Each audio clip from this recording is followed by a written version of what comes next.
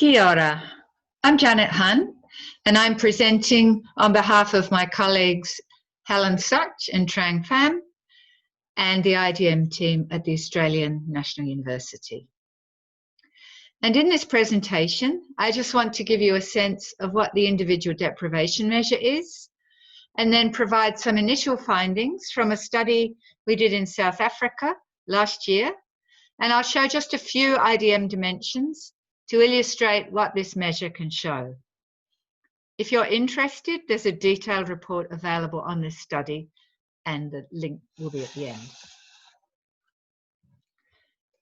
So the individual deprivation measure takes measurement of multidimensional poverty to the individual level, which we think is a move necessary to ensure that no one is left behind, and that development contributes to justice among various groups of people, whether between men and women, different age groups, people in different locations, and those with and without disabilities. By assessing deprivation at the individual level in relation to the dimensions on the screen there, it's possible to see who is poor, in what ways they're poor, and to what extent they're poor. So in South Africa, we conducted a national sample across all 9 provinces, and we interviewed over 8,650 individuals from over 3,800 households. We also conducted a purposive sample in 2 provinces, and that was of 826 people with a disability and their adult household members. This slide, though, shows just the numbers sampled in the main sample, which is what I'm going to focus on today. And we interview in this sample all members of the household who are 16 years or older and competent to give their consent.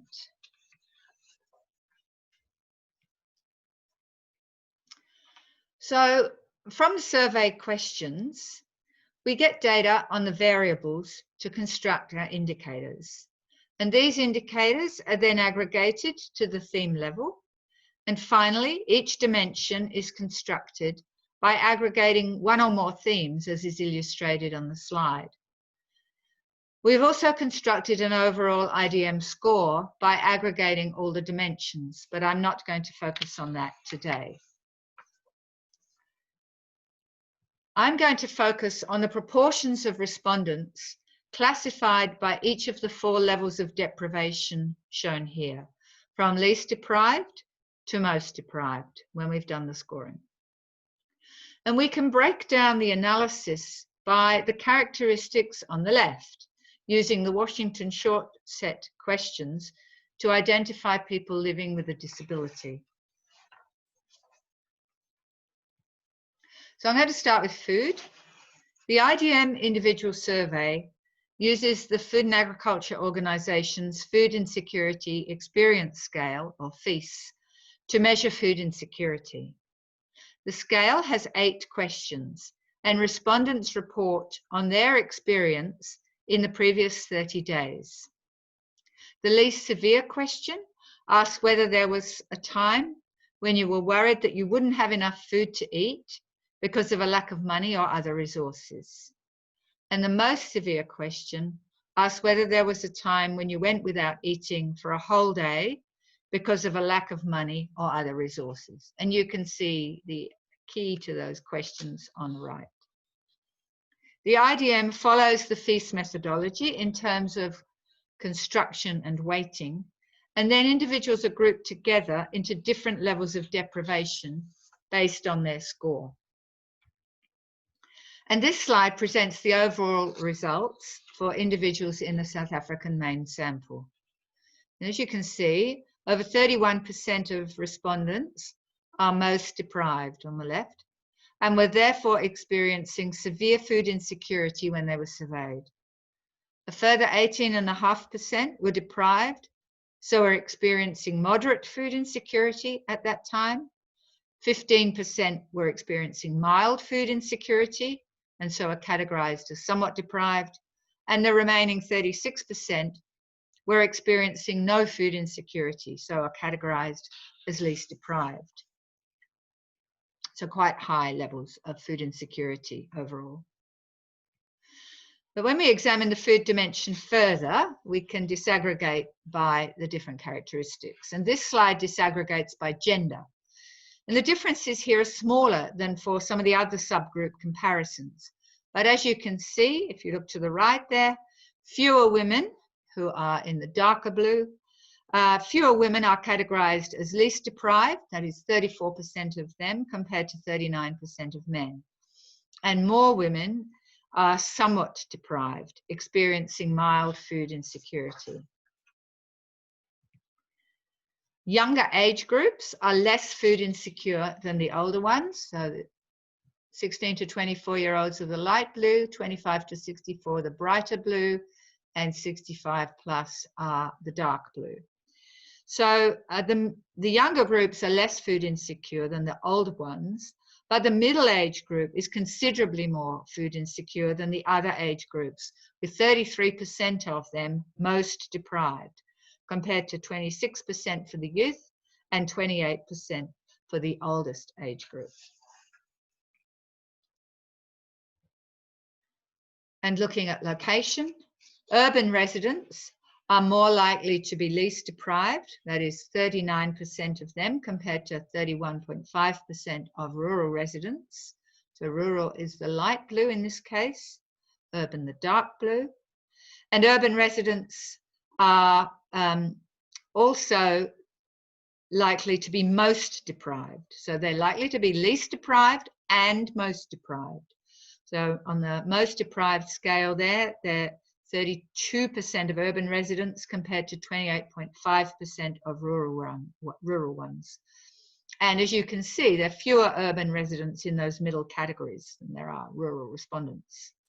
And this bifurcation of the urban results we see in some of the other dimensions as well. And that, I think, reflects urban inequalities. The most noticeable variation, though, from the overall pattern of deprivation is in relation to people living with disabilities. And they're in the darker blue here. Individuals with disabilities were more severely food insecure, being considerably more likely than those without disabilities to be deprived or most deprived. When you combine those two categories, 58% of people with a disability are in those two categories combined, compared to 44% of those without disability.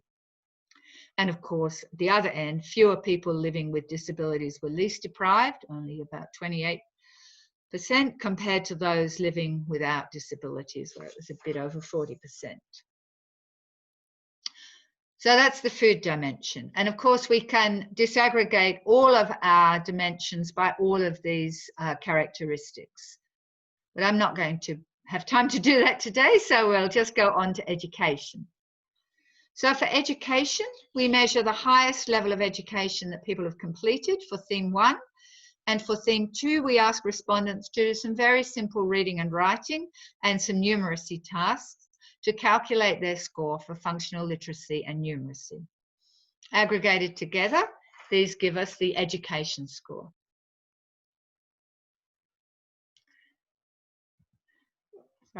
So for the education dimension, this is the overall results. We find that 55% of people are least deprived in education. 18% are somewhat deprived, 5.5% deprived, and a considerable 21% most deprived. And these results are driven by the poor levels of education of older respondents in particular, but also deprivations in the functional literacy and numeracy theme. And that occurs across all the age groups. Now, both men and women follow this overall pattern for the dimension scores, so pretty equal. But there are substantial differences in levels of deprivation across the age groups. And the good news is that the youth are much less deprived than the two older groups. So the youth here are in the pink color, the middle age group is the dark blue, and the 65 years plus group is the light blue. And the older group is about 6 times more likely to be most deprived in education than the youth. So 59% of the elderly are most deprived, compared to 20% of the middle-age group and just 8% of the youth. So it's a story of improving education outcomes in South Africa, although functional literacy and numeracy is still, there's still some problems there. The deprivation levels of individuals with disabilities is also worse than for those without. So 64% of those without disabilities are least deprived in education, compared to just 39% of those with disabilities. And in the most deprived category, you can see there 14% of individuals without disabilities, while the figure for those with disabilities is 34%. So that's education. And there are, as you can see, considerable differences. Lastly, voice. So this dimension consists of two themes: voice in the public domain, and you can see there it's made up of three indicators: voting, participation in local decision-making, and one's perception of one's ability to raise concerns with local leaders and have some influence. And the second theme is personal control over decision-making. I'm going to focus on voice in the public domain only today, due to time constraints. And there's the results for voice in the public domain. And the big issue here is that in this theme, there are large numbers of the youngest group are most deprived. I mean, large numbers of everyone are most deprived, but of the youngest group, it's particularly acute. And this takes into account that some of them would not have been old enough to vote at the last election. So we've allowed for that. So we can see that the older group is least deprived, followed by the middle group, and the youth considerably more deprived than the two other groups. In fact, 89% of the youth are most deprived, compared to 67.5% of the middle age group and 60.5% of the older age group. And when we examine the distinctions within that most deprived category, it was not voting that largely determined this categorization. So 61% of the youth, in fact, didn't vote at the previous election, whereas the figures for the middle group and the older age group were 25% and 8% respectively. So there's a big age difference in voting, and that's what's driving, in particular, the results for voice in the public domain. So that's the dimensions I'm going to show you and themes that I'm going to show you for today. Obviously, we can do all these breakdowns, as I said, with all the dimensions that I showed on the screen at the beginning.